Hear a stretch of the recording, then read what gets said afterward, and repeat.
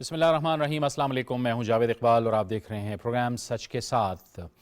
विफाक में ज़ाहिर है मियाँ शहबाज शरीफ साहब की इत्तेहादी हुकूमत अपने कदम मजबूत कर रही है और अज़्म कर रही है कि वो मुल्क की तरक्की के लिए बढ़ चढ़ कर और पहले से भी ज़्यादा तेज़ अपनी कोशिश और जद्दोजहद जारी रखेंगे। इसी सिलसिले में हमने देखा कि आज मियाँ शहबाज शरीफ जो कि वज़ीर आज़म पाकिस्तान हैं, उन्होंने बलूचिस्तान का दौरा किया, उधर मुख्तलिफ प्रोजेक्ट्स का इफ्तिताह भी किया और इसके साथ साथ उन्होंने इस अज़्म का भी इआदा किया कि बलूचिस्तान के मसाइल को मिलजुल कर हल करेंगे। चूँकि ये एक इत्तेहादी हुकूमत है, लिहाजा तमाम जो स्टेक होल्डर्स हैं वो इस मुशावरत में शामिल होंगे और इन मामलात को आगे बढ़कर हर सूरत में जल्द से जल्द हल करने की कोशिश की जाएगी। लेकिन दूसरी तरफ हम देख रहे हैं कि पंजाब में अब भी एक सियासी खिला मौजूद है। हमजा शहबाज शरीफ पंजाब के वज़ीर आला मुंतखब हो चुके हैं, लेकिन अभी तक गवर्नर ने उनसे हलफ नहीं लिया। आज भी हलफ बर्दारी की तकरीब जो थी वो इल्तिवा का शिकार हो गई और ये बहरहाल एक सियासी खिला मौजूद है और आइन और कानून को समझने वाले या उसकी सियासी समझ बूझ रखने वाले या आइन और कानून को बेहतर तरीके से समझने वाले यकीनी तौर पर ये सोच रहे हैं कि अगर साबिका हुकूमत तहरीक इंसाफ के जो नुमाइंदे थे वो इन जगहों पर मौजूद थे तो वो क्यों कर इस किस्म के काम करने जा रहे हैं जिससे एक अजीब सा प्रेसिडेंट सेट होता जा रहा है, जिसकी न तो आइन और कानून में गुंजाइश है बल्कि इसके साथ साथ तारीख में भी जब इसका हवाला दिया जाएगा तो ये कुछ अच्छे अल्फाज में ये मामलात याद नहीं रखे जाएंगे, क्योंकि पंजाब के गवर्नर उमर सरफराज चीमा ने वहाँ भी हलफ लेने से इनकार कर रखा है। अहम सूरत हाल है। दूसरी जानिब हम देख रहे हैं कि पीपल्स पार्टी के चेयरमैन बिलावल भुट्टो जरदारी ने लंदन में मुस्लिम लीग नून के कायद मियां नवाज शरीफ से भी मुलाकात की है और वहां पर भी एक चार्टर की बात हुई है। याद रहे कि charter of democracy Muslim League Noon और पीपल्स पार्टी के दरमियान तय पाया था। अब इस बात पर इत्तेफाक किया गया है कि इन मामलात को मजीद आगे बढ़ाया जाएगा।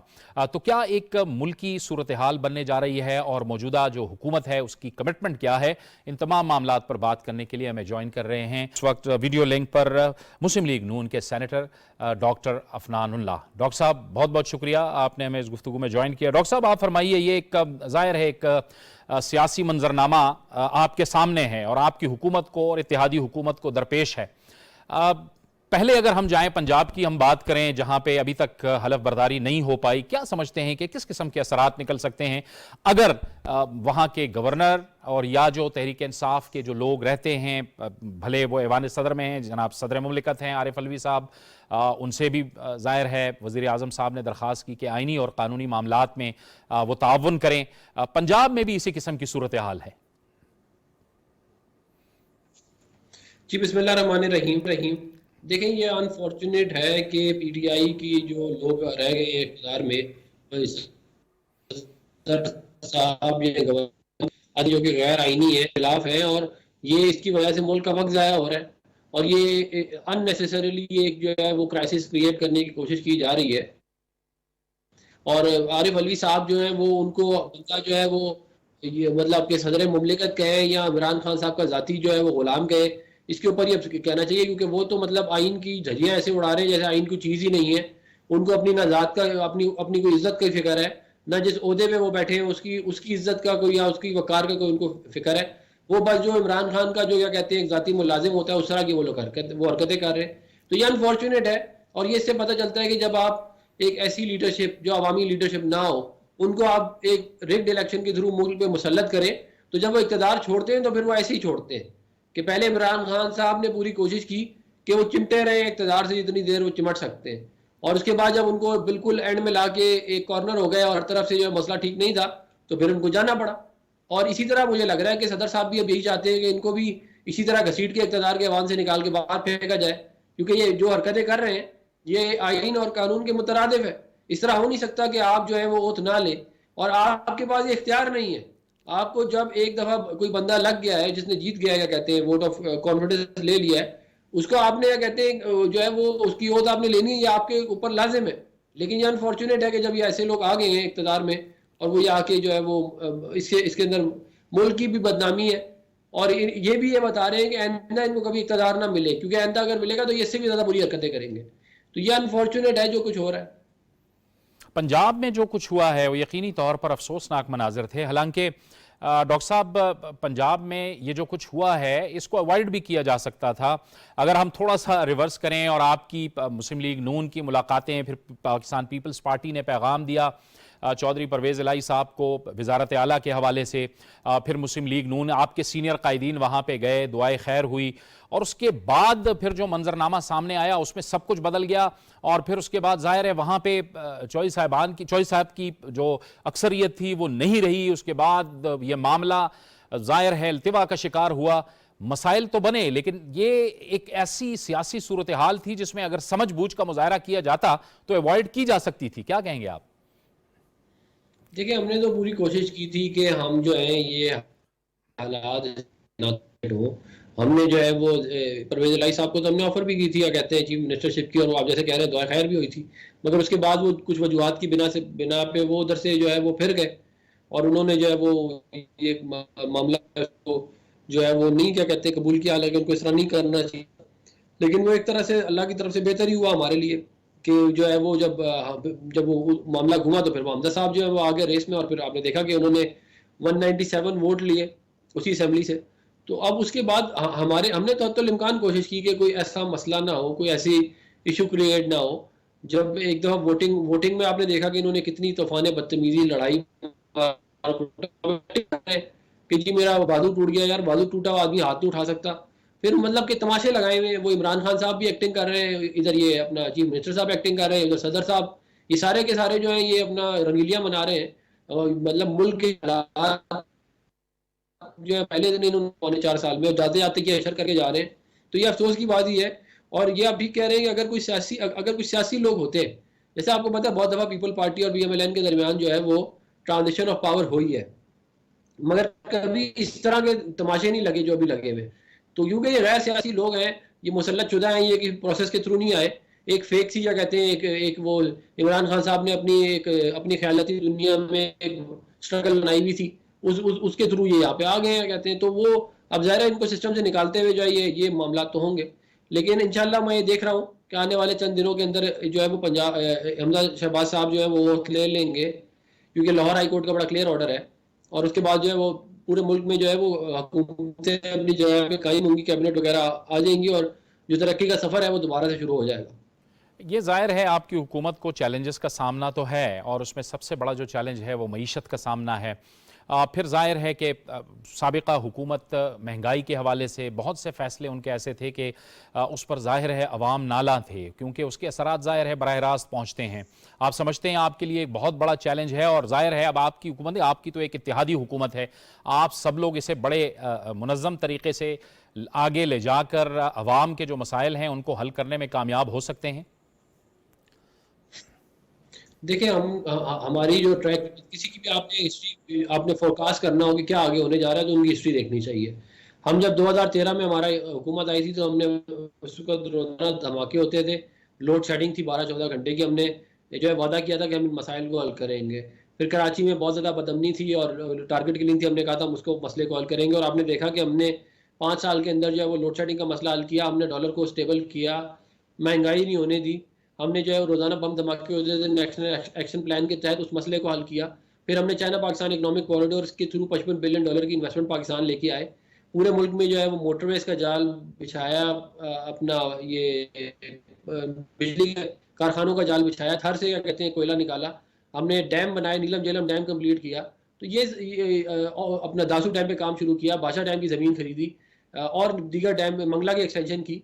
तो ये हम तो देखें, आज भी वज़ीर आज़म शहबाज शरीफ साहब जो है वो कुलचक जो है वो उसकी और खुददार की जो रोड है उसको, उसकी डीलाइजेशन हाईवे का ऐलान किया है उन्होंने। तो हम तो अभी भी काम पे लग गए हैं। हमें जो है ज़ाहिर है कुछ आवाम को मैं ये ज़रूर कहूँगा कि कुछ महीने जो है हमें लगेंगे, कुछ थोड़ा बहुत जहाँ इतना उन्होंने सब्र किया थोड़ा उनको और सब्र करना पड़ेगा। लेकिन इंशाल्लाह ये जो महंगाई का मसला है ये अगले 4 से 5 महीने में काबू में आना शुरू हो जाएगा। और जो अनएम्प्लॉयमेंट है और जो मसाइल और पैदा हो गए थे उनको भी आहिस्ता आहिस्ता हम कंट्रोल करेंगे, और इंशाल्लाह एक वाज़ेह फ़र्क आवाम को नज़र आएगा हमारी परफॉर्मेंस में और PTI की परफॉर्मेंस में। वैसे तो आवाम देख भी सकती है 5 साल मतलब 3 साढ़े 3 साल पहले क्या इस मुल्क के हालात थे और आज के हालात है। तो और मज़ीद जो है वो इंशाल्लाह हम पूरी मेहनत कर रहे हैं, और इंशाल्लाह अल्लाह ताला जो है वो बेहतर वक्त ज़रूर लेके आएगा। डॉक्टर अफनान साहब, कौमी सलामती कमेटी का जो एलामिया आया है उसमें बिल्कुल वाज़े तौर पे एलामिया में कह दिया गया है कि ये जो मामला था साजिश वाला, लेटर गेट वाला, इसमें किसी किस्म की कोई बैरूनी साजिश नहीं है। ये जो जो हुकूमत की तब्दीली हुई है इसका ताल्लुक बिल्कुल भी बैरूनी साजिश से नहीं है, या फिर इस तरह पाकिस्तान के या में हुकूमत की तब्दीली के हवाले से कोई बैरूनी साजिश नहीं हुई है। आपका ख्याल है कि इसके बाद अब इस चैप्टर को क्लोज हो जाना चाहिए? क्योंकि आज भी इमरान खान साहब ने फिर प्रेस कॉन्फ्रेंस करके वही बातें और वही चीज़ें दोहराई हैं। देखिए, ये मामला जो है वो इमरान खान साहब के हद तक तो क्लोज नहीं होगा। अवाम जो है वो इसको क्लोज इसलिए कर चुकी है, गैलप के सर्वे के मुताबिक 64% लोग पाकिस्तान के इस कॉन्स्पिरेसी में यकीन नहीं रखते। तो ये अवाम का तो, और फिर जो है वो इमरान खान साहब इसलिए भी नहीं करेंगे इस मामले को ख़त्म, क्योंकि अगर इस मामले को ख़त्म करेंगे तो लोग उनसे पूछेंगे कि आपने ये 3.25 साल क्या परफॉर्मेंस दी, कितनी मोटरवेज बनाई, कितने आपने डैम बनाए, कितनी आपने जो है वो आवाम की खिदमत की, महंगाई को कंट्रोल किया, कितना आपने डॉलर को जो है वो रुपये को स्ट्रेंथन किया डॉलर के मुकाबले में। तो ये सारे सवाल जो है उसके जवाब नहीं है इनके पास कि मुल्क के अंदर महंगाई हो गई। इन्होंने तकरीरें की और खड़ों के कहा कि मैं टमाटर और अपना टमाटर की कीमत कंट्रोल करने के लिए नहीं आया। ये इन्होंने खड़े होकर बातें की। फिर अब ज़ाहिर है जब वो आवाम के पास जब ये जाएंगे तो ये कोई चूरन तो लेके जाना पड़ेगा ना इनको। आवाम के पास किस मुंह से जाएंगे? तो इन्होंने आवाम की तवज्जो हटाने के लिए खास तौर से वो लोग जो कि पीटीआई के कोर सपोर्टर हैं, जो बेचारे जंग हैं, जो जो इन चीज़ों को इतना नहीं समझ रहे, उनको इन्होंने बेवकूफ़ बनाने के लिए एक ट्रक की बत्ती के पीछे लगा दिया है कि जी ये एक अमेरिकी साजिश होगी। भाई, अमेरिकी साजिश एक ऐसे आदमी के खिलाफ क्यों होगी जिसने मुल्क की इकॉनमी तबाह बर्बाद कर दी? कोई न्यूक्लियर प्रोग्राम बना रहे थे, कोई न्यूक्लियर धमाके किया था कि इनके खिलाफ साजिश होती? इन्होंने किया कुछ नहीं है, और जो है इनके खिलाफ साजिशें होंगी। और मजे की बात ये देखेंगे, कह रहे हैं कि लंदन में जो शख्स है वो बैठा हुआ साजिश कर रहा है। और भाई, लंदन में अगर साजिश हो रही है, अमेरिकी साजिश हो रही है, तो बरतानिया भी इन्वॉल्व होगा। उसका नाम नहीं ले रहे क्योंकि अपने बच्चे बरतानवी है, और इस बात का भी इम्कान है कि कहीं भाग के बरतानिया ना चले जाए। तो ये मतलब साजिश, और आप साजिश और देखें, मजे की बात क्या है, शहबाज गिल साहब को कहो कि अमेरिका मुर्दाबाद का नारा लगाए तो कहते हैं मैं नहीं लगाता। अपने इनके जो लोग छोड़ के भागते हैं, कोई अमेरिका जा रहा है, कोई बरतानिया जा रहा है। भाई, अगर साजिश अमेरिका और ये लोग कर रहे हैं, वेस्ट कर रहा है, तो आप फिर रशिया जाओ ना और चाइना जाओ। अभी जो है वो अपना जो है नेशनैलिटी चेक कर लें आप इनके लोगों की, जुल्फी बुखारी की, फैसल वाडा की, ज़्यादातर की नेशनैलिटियाँ हो जाए वो अमरीकी हैं, बरतानिया की हैं, उनकी जायदादें वहाँ पे। तो जहाँ पे सारा मामला वहाँ पे वहीं से साजिश भी हो रही है। तो ये सारा का सारा आवाम को बेवकूफ़ बनाने के लिए एक इंतजाम किया गया है इमरान खान साहब की तरफ। लेकिन ये चलेगा नहीं, क्योंकि ये पिछले 10-12 साल से एक तमाशा लगा हुआ है इस मुल्क के अंदर, जिसके अंदर इमरान खान साहब जो है वो एक अनोखे लाडले बने हुए हैं, और वो कहते हैं कि जी बस जो मैं कह रहा हूँ किए जाओ। ऐसे अब मजीद नहीं होगा। इस मुल्क का जो सबर का पैमाना है वो लबरेज हो चुका है, और इनके खिलाफ आइन और कानून के मुताबिक एक्शन होगा। इन्होंने जो करप्शनें की हैं उनके उनके ऊपर इनको पकड़ा जाएगा। इनसे सवाल पूछे जाएंगे कि ये इतना ज़्यादा पाकिस्तान का करप्शन के अंदर रैंक कैसे खराब हो गया आपके दौर में, और ये फराह खान कौन थी, बुशरा बीबी की गुजरावाला के पास हाउसिंग सोसाइटी कैसे बन गई, इमरान खान साहब ने तोशा खाना के अंदर जो डाके मारे हैं उसके जवाब इनको देने पड़ेंगे। ये करप्शन के केसों से भागने के लिए इन्होंने राय फरार इख्तियार की है, मगर ये बच नहीं पाएंगे इंशाल्लाह। क्या कहते हैं, इनसे इनका एहतसाब होगा। बहुत बहुत शुक्रिया। डॉक्टर अफनानुल्लाह मुस्लिम लीग के सेनेटर हमसे बात कर रहे थे, और उनका कहना था कि गुज़श्ता हुकूमत ने जो जो करप्शन की है उनका एहतसाब बहरहाल होगा। कौमी सलामती कमेटी के एलामिया के हवाले से उनका ये कहना था कि यह मामला अब ख़त्म हो चुका है, लेकिन ये इमरान खान और उनकी जो जमात है वो उसी की बुनियाद पर अपने आप को ज़िंदा रखना चाहते हैं। लेकिन जो उनकी नाकामियाँ हैं, जो उनकी करप्शन है या जो उनकी बैड गवर्नेंस है, उसका उनको बहरहाल जवाब देना होगा। एक ब्रेक का वक्त हुआ चाहता है, ब्रेक लेंगे, ब्रेक के बाद प्रोग्राम जारी रहेगा।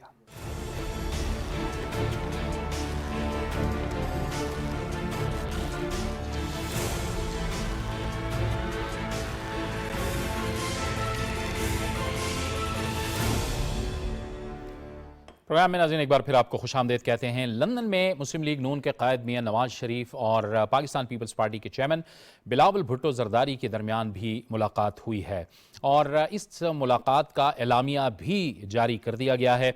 इस एलामिया के मुताबिक एक जमहूरियत, कानून की हुक्मरानी और पार्लियामेंट की बालादस्ती के लिए मिलकर काम करने के अज़्म का इजहार किया गया है। इसके साथ साथ ये भी कहा गया है कि जमहूरी क़ुव्वतों में इत्तिफाक़ राय से ही मुस्तक़बिल के लिए एक वसी रोड मैप तैयार किया जा सकता है। नई हुकूमत बनने के बाद, नई इत्तेहादी हुकूमत बनने के बाद इस मुलाकात को काफ़ी अहमियत दी जा रही है और इसके बारे में मुख्तलिफ़ किस्म की बातें भी की जा रही हैं।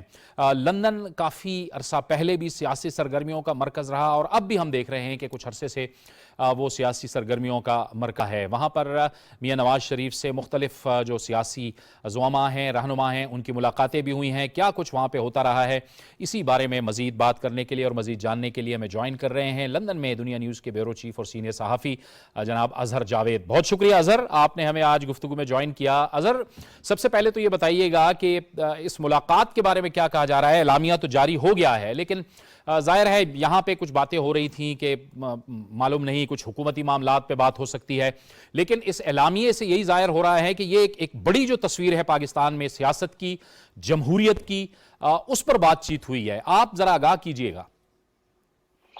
जी बहुत शुक्रिया जावेद इकबाल साहब। यहाँ पर हमने देखा कि 2005, 6 और 7 में जब परवेज मुशर्रफ साहब की हुकूमत थी तो यहाँ पर मोहतरमा बेनज़ीर भुट्टो शहीद और मियाँ नवाज शरीफ साहब के दरमियान बहुत सारी मुलाकातें हुई और उन मुलाकातों के नतीजे में मिसाक जमहूरियत साइन हुआ। वो यहाँ पर एपीसी भी हुई और मुझे उस वक्त भी उन मुलाकातों और एपीसी को कवर करने का मौका मिला, तो वही स्पिरिट एक दफा फिर नजर आई जब मोहतरमा बेनज़ीर भुट्टो शहीद का साहबजादा और पीपल्स पार्टी के चेयरमैन बिलावल भुट्टो जरदारी यहाँ पर आए और वो मुलाकात के लिए ही आए थे नवाज शरीफ साहब से, जो मुस्लिम लीग नून के कायदा जो यहाँ पर इस वक्त मौजूद है।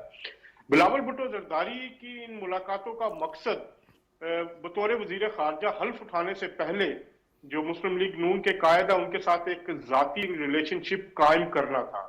मोहतरमा बेनज़ीर भुट्टो और नवाज शरीफ के दरमियान तो एक बहुत अच्छा ताल्लुक कायम हो चुका था, तो इनके दरमियान 2 मुलाकातें हुई। पहली मुलाकात जो है वो हसन नवाज साहब के ऑफिस है जो वहां पे हुई। ये तकरीबन 2 घंटे तक ये मुलाकात हो रही है। इसमें पीपल्स पार्टी के रहनुमा जो है नवीद कमर साहब, शेरी रहमान साहिबा और कमरुज़्ज़मान कारा साहब भी मौजूद थे। तो इस मुलाकात के दौरान भी जो यादें हैं मोहतरमा बेनज़ीर भुट्टो शहीद के हवाले से वो भी ताज़ा हुई। आइंदा आने वाला जो मंजरनामा है उस पर बात हुई। जो सदर ममलिकत के हवाले से जो खदशात हैं हुकूमत के, उसके हवाले से बात हुई। एक वसी जो तबादला ख्याल था उस पे इन दोनों रहनुमाओं ने खुलकर बात की। इस मौका पर एक मीडिया टॉक भी हुई जिससे दोनों रहनुमाओं ने बात भी की, जिसके दौरान बिलावल भुट्टो जरदारी का भी यही कहना था कि वो रहनुमाई लेने आए हैं क्योंकि अब नई जनरेशन है और हम कोई भी काम शुरू करने से पहले जो साबिक सदर आसिफ अली जरदारी और साबिक वज़ीर आज़म नवाज शरीफ, क्योंकि दोनों नवाज शरीफ साहब अपनी पार्टी के कायद है, मैं अपनी पार्टी का रहनुमा हूं, तो इस मुलाकात का मकसद एक वर्किंग रिलेशनशिप कायम करना। तो मैंने ये देखा इन मुलाकात, दूसरी मुलाकात जो थी वो गुज़िश्ता रात इफ्तार डिनर पे थी। साबिक वज़ीर आज़म ने बिलावल भुट्टो साहब को मदऊ किया था इफ्तार डिनर पर अपने घर पर एवन फील्ड हाउस में, और गुज़िश्ता रोज बिलावल भुट्टो और वक्त के जो दीगर अरकान वो घर पे आए और तकरीबन 2 घंटे तक एक दफा फिर उन्होंने घर पे उनके साथ मुलाकात की। जाहिर बात है सियासी लोग हैं तो सियासी बात तो होगी, और इन सियासी बातों में जो हमें हमारे सोर्सेज बताते हैं कि जो आइंदा जो आईनी तरमीमी इस्लाहात है उस पर भी बात हुई और दीगर मामलात पे भी। लेकिन ये एक मुलाकात इस लिहाज से खुशाइंद है कि दोनों रहनुमाओं ने मुस्तकबिल में पाकिस्तान में जमहूरियत की मजबूती, आईन कानून की हुक्मरानी के हवाले से साथ मिलकर चलने का अज़्म किया। जी जैसे कि अजहर जावेद साहब हमें मालूम और कई मौक़ों पर मैं और आप इकट्ठे रहे भी, एक इदारे में भी रहे और हमने मीसाक जमहूरियत को कवर किया। आप मीसाक जमहूरियत में जब चार्टर ऑफ डेमोक्रेसी हो रहा था तो वहाँ मौजूद थे, आप इसको कवर कर रहे थे। फिर एपीसी जब हो रही थी वो भी एक आपने कवर किया।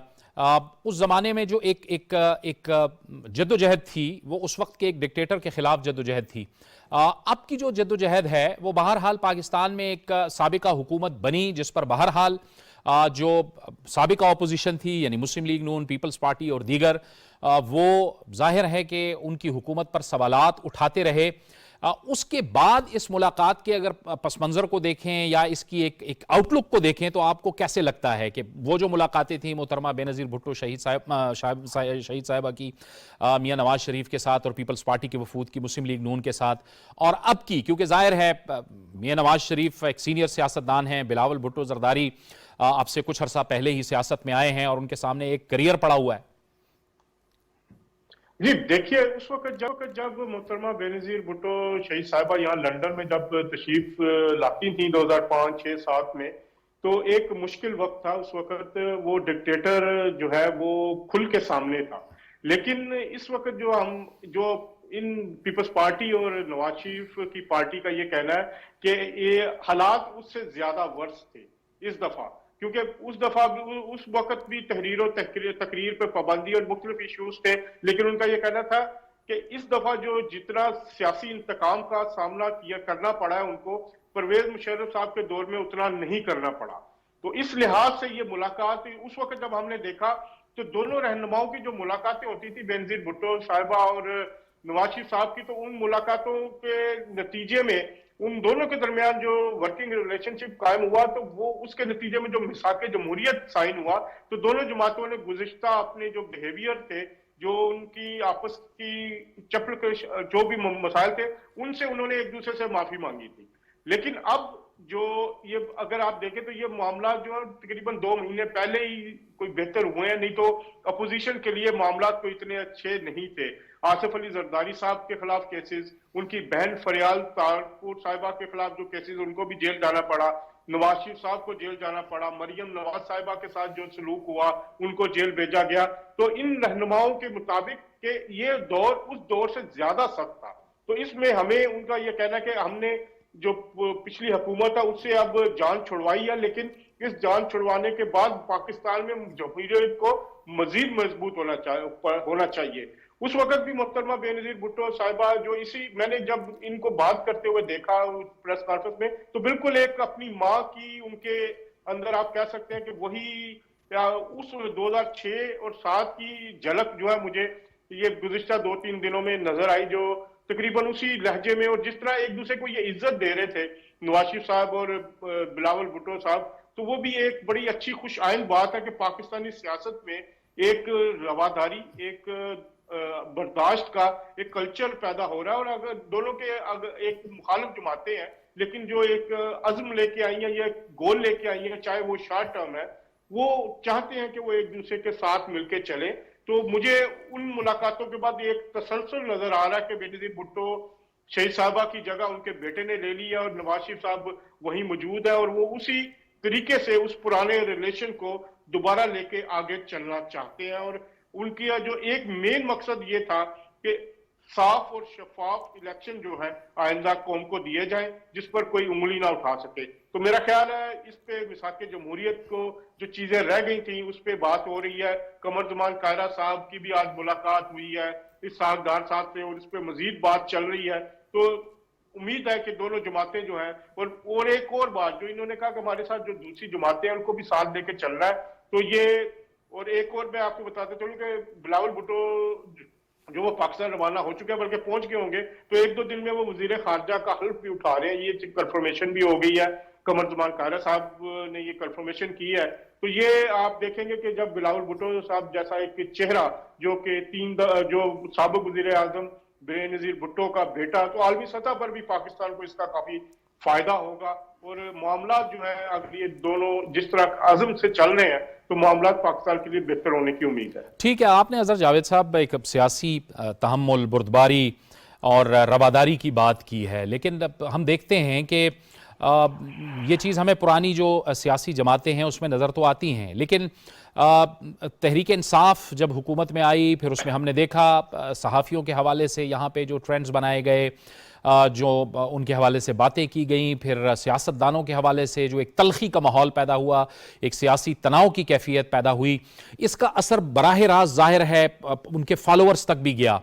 लंदन के अंदर, बरतानिया के अंदर ये जो कुछ हमने देखा कि लोग निकल आते हैं, गालम गलोच करते हैं, फिर एक दूसरे के घरों के सामने आके एहतजाज करते हैं और उनकी एक अजीब सी कैफियत होती है। ये पोलराइजेशन आपने वहाँ पर सहाफ़त करते हुए इससे पहले कभी देखी थी? देखिए, तकरीबन मैं 2005 से यहाँ पे जर्नलिज्म कर रहा हूँ और सहाफत में हूँ। तो ये मुझे अब उसका असर जो पाकिस्तान में हो रहा है, जो जिस तरह पिछले 5, 6, 7 साल आपने देखा कि जो अपोजिशन की सियासत पहले तरीके इंसाफ ने की, फिर हुकूमत में आकर भी अपोजिशन की ही सियासत की कि एक दूसरे को गिराने की, एक दूसरे को मारने की, और जिस तरह का लहजा, जिस तरह का रवैया हमने साबिक वजीर आजम इमरान खान और उनके वज़रा में देखा, जारी बात है वही ट्रांसलेट होगा। और जिस तरह का प्रोपेगेंडा यहाँ पे किया गया, जिस तरह के वो चीजों को उछाला गया, तो उसका जाहिर बात है यहाँ पर असर ज्यादा होता है, क्योंकि जहाँ पर जो ओवरसीज पाकिस्तानी है वो बराह रास्त बहुत कम पाकिस्तान में आकर इंटरेक्ट करता है। उसको जो भी चीज नजर आ रही है वो खास तौर पर अब सोशल मीडिया के जरिए जो फेक न्यूज है, जो एक गलत प्रोपेगेंडा है, वो ट्रेवल बड़ी तेजी से करता है और यहाँ पर लोग उसका असर भी लेते हैं। लेकिन ये बात नहीं है कि सारे ही इस तरह है, हर पार्टी का अपना एक्सपोर्टर होता है।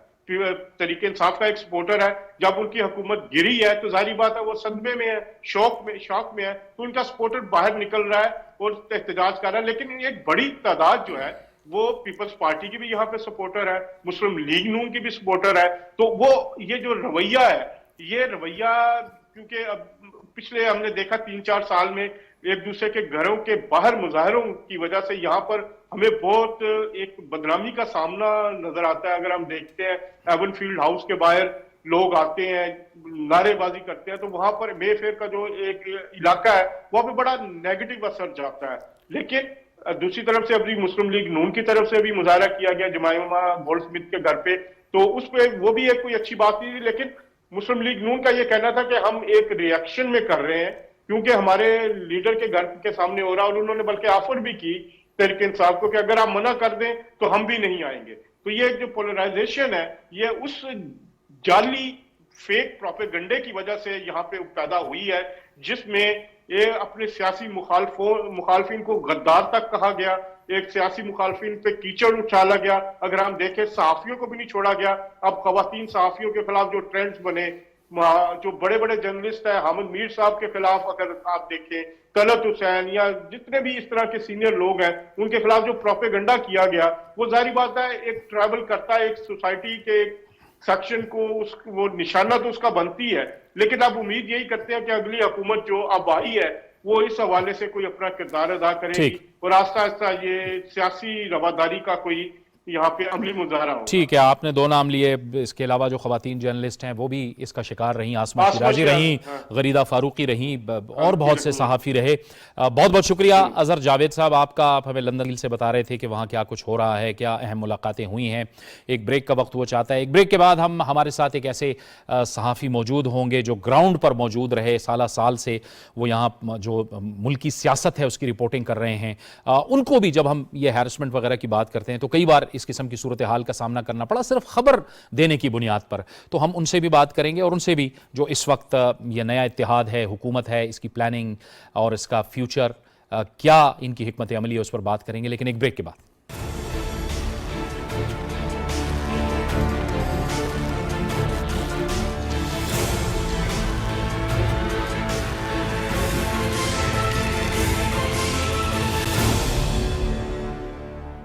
प्रोग्राम में नाज़रीन एक बार फिर आपको खुशामदीद कहते हैं। जैसे ब्रेक के से पहले हम आपको बता रहे थे कि हमारे साथ जो सियासी मामलात हैं उसको कवर करने वाले सीनियर सहाफ़ी और सीनियर रिपोर्टर मौजूद होंगे। वकार सती, जिनका ताल्लुक जियो न्यूज़ से है, हमारे दोस्त हैं, हमारे कुलीग हैं। बहुत शुक्रिया वकार सती साहब। आप बताइए कि ये इस वक्त जो एक सूरत हाल आपके सामने है, एक तरफ एक इत्तेहादी हुकूमत है, दूसरी तरफ तहरीक इंसाफ के चेयरमैन हैं, उन्होंने फिर प्रेस कॉन्फ्रेंस की, वही एलामिये के हवाले से वो बात कर रहे हैं, जबकि दूसरी तरफ कौमी सलामती कमेटी के एलामिया ने भी ये कह दिया कि किसी किस्म की कोई बैरूनी साजिश नहीं है। हमारे यहाँ ये कल्चर कब ख़त्म होगा कि जब आपको आइनी और कानूनी तौर पे भी हटा दिया जाता है, फिर भी आप यही कहते हैं कि नहीं, मुझे तो हटाया गया है और मुझे वापस आप हुकूमत में लाएं। ये क्या मंजर है, ये क्या उसका वह है? बहुत शुक्रिया जावेद भाई और बहुत मेहरबानी आपकी।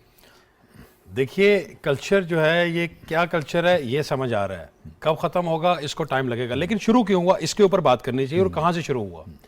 इससे पहले भी इस मुल्क में 47 से ऑनवर्ड जो है वो जमहूरियत रही है, बीच में अप्स एंड डाउन्स भी आते रहे हैं, लेकिन इस तरीके का माहौल कभी भी नहीं आया।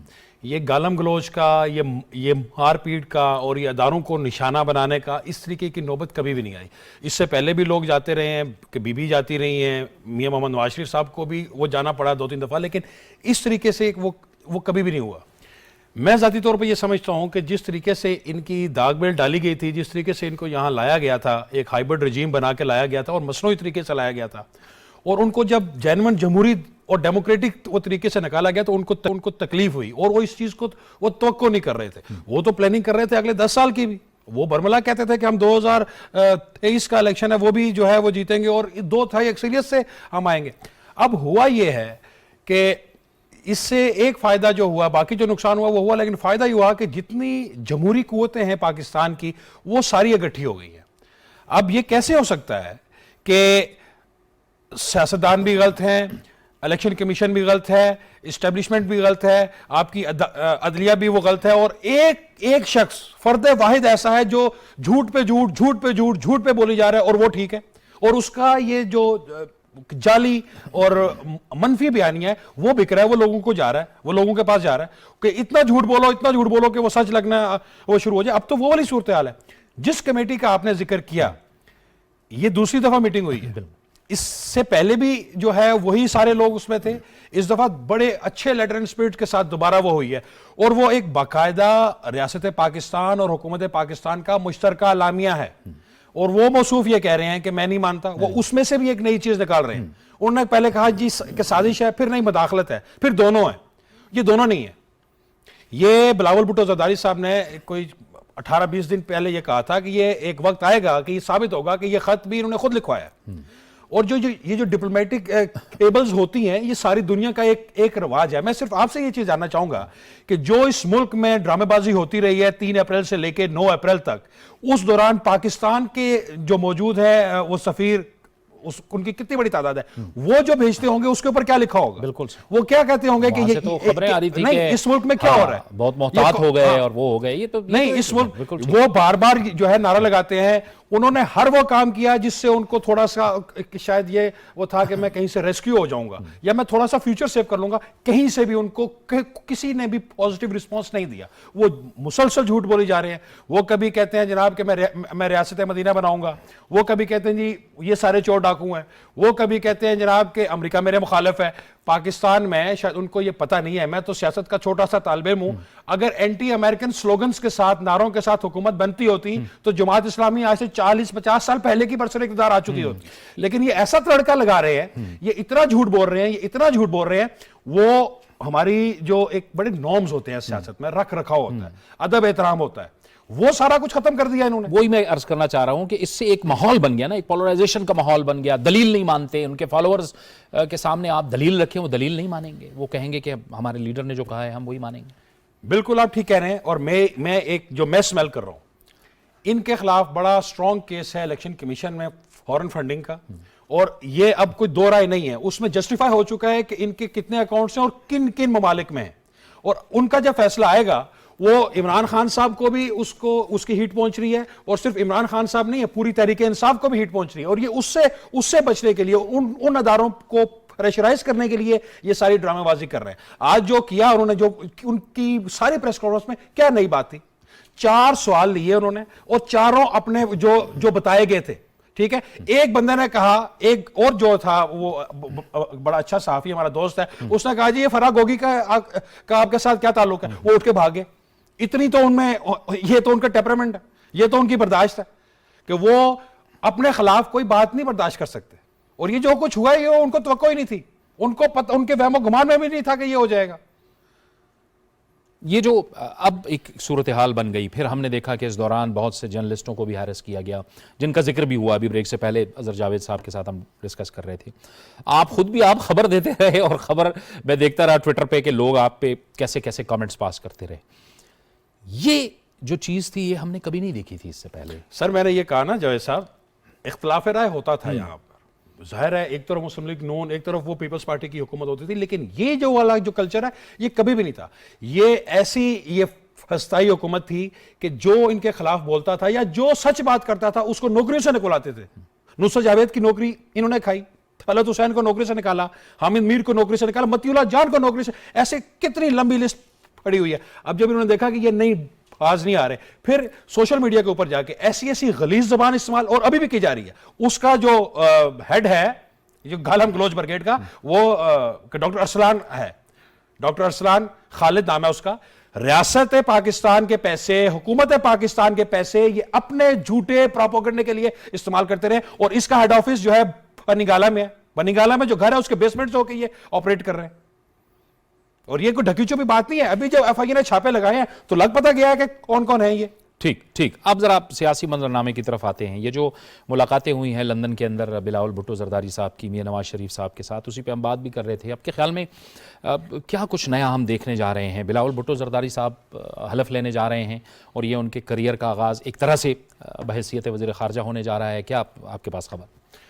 जी बिल्कुल ठीक है कि डेब्यू करने जा रहे हैं कि चेयरमैन पीपल्स पार्टी, और वो बिल्कुल उसी तरीके से जिस तरीके से उनके नाना ने किया था उसी पोर्टफोलियो को वो आगे लेके चलेंगे। लेकिन मुल्क की सारी सियासी जमातें बशमूल Noon League, Peoples Party, JUI, ANP, BNP, Mengal और इस तरीके की जितने धड़े शामिल हैं, ये सारे अब सिर्फ इस सारे निज़ाम को नहीं देख रहे। वो देख रहे हैं कि हमने किस तरीके से मैच्योरिटी दिखानी है कि आइंदा दोबारा को इस तरीके की जो है हम आजमाइश में वो ना पड़े। मेरी इतलात के मुताबिक जो चार्टर ऑफ डेमोक्रेसी या मिसाक जमहूरियत हुआ था वो उसको एक्सटेंड करने जा रहे हैं इन तमाम जमातों पे। और ये जो वो चेयरमैन बिलावल भुट्टो जरदारी और यहाँ की जो क़यादत मुख्तलिफ जमातों की है वो ऑन बोर्ड है, वो उनका होमवर्क वो मुकम्मल है, और मियाँ मोहम्मद नवाज शरीफ साहब ने भी उसकी मंजूरी दे दी। यानी आप ये खबर दे रहे हैं कि जो charter of democracy Pakistan Peoples Party और मुस्लिम लीग नून के दरमियान हुआ था उसको वो वसअत देने जा रहे हैं और बाकी जो जमातें हैं उन तक पहुंचा। ठीक है, उनको भी शामिल कर रहे हैं। हाँ बिल्कुल, वो भी उसकी सिग्नेटरी होंगी और बड़ी सख्ती से इसके ऊपर अमल दरामद वो किया जाएगा। नंबर 2, चेयरमैन तो वापस आ गए हैं लेकिन उनके कुछ लोग रह गए। अभी मेन मुलाकात थी मियां मोहम्मद नवाज शरीफ साहब की और बिलावल भुट्टो जरदारी साहब की। उसके बाद इसहाक डार साहब और शहरी रहमान साहब, कमर जमान कायरा साहब और नवीद कमर साहब अब ये बैठे हैं, ये रोड मैप ये बना रहे हैं कि हमने कैसे आगे बढ़ना है। हमने ये अब तो ये कोई दो राय नहीं है कि इलेक्शन अपने टाइम पे होंगे, कोई ची करे या चूं करे। ठीक, इलेक्शन जो है असेंबली अपनी मुद्दत पूरी करेगी, जो चैलेंजेस हैं उनसे निपटा जाएगा, और जो इंतखाबी इस्लाहात समेत दीगर जो 24 जो बिल हैं जो मुतनाज़ा हैं, जो जबरदस्ती कासिम सूरी ने यहां से जो है पास वो करवाए थे, उनको अंडू किया जाएगा। और इंतखाबी इस्लाहात का एक ऐसा मैकेनिज्म बनाया जा रहा है जिसके ऊपर ना सिर्फ ये दोनों बड़ी बात है बल्कि तमाम लोग जो हैं वो भी ऑन बोर्ड होंगे। जावेद साहब, ये इतना बड़ा झूठ था कि हम ओवरसीज पाकिस्तानी को वोट देंगे। आपको पता है, आप भी रह कर आए, मैं भी रह कर आया हूं, मशरिक वुस्ता में, गल्फ में किसी रियासत में कोई वोटिंग नहीं होती। क्या वो और हमारे 60% लोग वहां पे हैं, क्या वो लोग वो वाली हुकूमतें इनको वोट डालने देंगी? कभी भी नहीं वोट डालते। ये इन्होंने इतना झूठ बोला कि नहीं जी हम ये भी डालेंगे, वो भी होगा, ये भी होगा, वो हो ही नहीं सकता। इस वक्त जो मौजूदा ये मखलूत हुकूमत है, किसी एक जमात की तो हुकूमत नहीं है। हुक्मरान इत्तेहाद जो है वो उसने एक बिल ड्राफ्ट किया है इंतखाबी इस्लाहात के हवाले से, जिसमें आजाद कश्मीर में जैसे होता है ना कि सीटें वो मुख्तस हो जाती हैं, इसी तरीके से 4 से 6 वो सीटें मुख्तस करना चाह रहे हैं ओवरसीज के, और ओवरसीज पर उनको वोट करेंगे। ठीक है, लेकिन वो भी वो ओवरसीज जहां पे जहां वो वोट कर सकते हैं। जाहिर है गल्फ रीजन में तो नहीं कर सकते। 60% हमारे लोग वहां रहते हैं। और ये कितने सालों से झूठ बोल रहे हैं कि हम उन सबको लाएंगे, उन सबको करेंगे। अब ये नहीं हो सकता कि खारियां का बंदा अगर वहां पे इंग्लैंड में है तो वहां से होके वो मशीन के जरिए हो जाए और खारियां का वोट जो है वो नारोवाल में जाके वो लो। ये चाह रहे थे कि जैसे RTS था, इसी तरीके से कोई ऐसा लीवर किसी और के हाथ में आ जाए कि हम फिर 2/3 अक्सरियत लेके यहां पर आ जाए। और अब एक चीज और है, आपने भी सुना, लोगों ने भी सुना, हमने भी सुना कि इन्होंने बड़े गले फाड़ फाड़ के कहे थे कि हम इस्तीफे दे रहे हैं। आज कितने दिन हो गए? आईन और कानून के रूप से सिर्फ 2 बंदों के इस्तीफे जो है ना वो एक्सेप्ट हो सकते हैं। एक असद कैसर साहब, उन्होंने अनाउंस किया था स्पीकर पे, दूसरे शाह महमूद कुरैशी साहब, तीसरा कोई बंदा नहीं है। उसका एक तरीकेकार है, आप हाथ से लिखेंगे, इन पर्सन जाएंगे, 2 गवाह साथ लेके जाएंगे कि मेरे पे किसी का कोई दबाव, कोई प्रेशर नहीं है। क्यों नहीं जा रही है? जाके कहना कि हम इस्तीफे दे रहे हैं। नहीं तो बेहतर ये होगा ना कि सती साहब ये अपोजिशन में बैठ के तहरीक इंसाफ अपना किरदार अदा करें। ये वो सोच है जो जमहूरी सोच है, जिसने सियासत करनी हो, जिसने छाता बरदारी के जरिए या हाइब्रिड रेजिम के जरिए आना हो, उसकी ये सोच नहीं होती। देखें क्या मुश्किल था जी, कितने लोगों का डिफरेंस था, 8-10 लोग ही थे ना, वो किसी वक्त भी ऊपर नीचे हो सकते थे, लेकिन उन्होंने तो माना ही नहीं। जो उनकी नहीं मान रहा, ये उसको तस्लीम ही नहीं करते। ठीक है, ऑपोजिशन जो जाहिर है अब तो वो ऑपोजिशन में हैं और वो कहते हैं हमने रिजाइन दिया हुआ है। लेकिन जो आईनी और कानूनी मामला है उसके मुताबिक वो रेजिग्नेशन अभी एक्सेप्ट नहीं हुए और उस पर ज़ाहिर है स्पीकर साहब की रूलिंग भी आ गई, राजा परवेज़ अशरफ साहब की भी रूलिंग आ गई। लेकिन जो हुकूमती इत्तेहाद है, आपको लगता है कि इस वक्त जो मामलात आगे चल रहे हैं वो बेहतर अंदाज से चल रहे हैं और एकोमोडेट किए गए हैं तमाम के तमाम इत्तेहादी, क्योंकि सदर के ओहदे को लेकर भी कुछ आपको लगता है कि कुछ मामलात हैं जो अंडर डिस्कशन हैं, या क्या हो सकता है? जावेद साहब, कुछ चीज़ें आपको सामने नज़र आ रही हैं, कुछ नज़र नहीं आ रही। ठीक, मैं ज़ाती तौर पे मैं समझता हूँ कि मुझे 20-22 साल हो गए हैं ये सारी रिपोर्टिंग करते हुए। ये जो जमातें इस वक्त हुकूमत में, ये हमेशा से सिविलियन बालादस्ती की बात करती रही हैं। ये हमेशा से इनका एक स्लोगन रहा है कि अदारे अपने अपनी हदूद में वो रह के काम करें, और ये तारीख में पहली दफ़ा, पाकिस्तान की सियासी तारीख में पहली दफ़ा हुआ है कि हर अदारा अपनी आईनी हदूद के अंदर रह के काम कर रहा है। और जब वो अपनी हदूद में रह के कर रहा है, इस्टेब्लिशमेंट अपनी हदूद में रह के कर रही है, जो सिविलियन जो अदारे हैं वो अपनी अगर हदूद में रह के कर रहे हैं, इनको वो भी हजम नहीं हो रहे। जो ज़ाहिर है मसाइल इन सब के जो जमाते हैं, इनके नजरिए अपने अलग अलग हैं, एक दूसरे के साथ ये खिलाफ भी इलेक्शन लड़ रही, लेकिन इसके बावजूद उनका एक एजेंडा है। इससे ये वाला मजाज हमने हटाना है, हमने शफाफ इलेक्शन करवाने हैं, उन इलेक्शन के जरिए जो भी बरसर इक़्तिदार आएगा हमने उसको एंडोर्स करना, उनको एंडोर्स करना। बहुत बहुत शुक्रिया। वकार सती सीनियर सहाफ़ी और रिपोर्टर हमसे गुफ्तगू कर रहे थे और उनका ये कहना था कि मौजूदा जो इत्तेहाद है उसका एक ही मकसद है कि इस्लाहात करके एक ऐसे साफ और शफाफ इंतखाबात के लिए राह हमवार की जाए जिस पर कोई भी उंगली ना उठा सके, चाहे भले जिसकी भी हुकूमत आ जाए। ये था हमारा आज का प्रोग्राम। जावेद इकबाल को इजाज़त दीजिए। अल्लाह हाफ़िज़।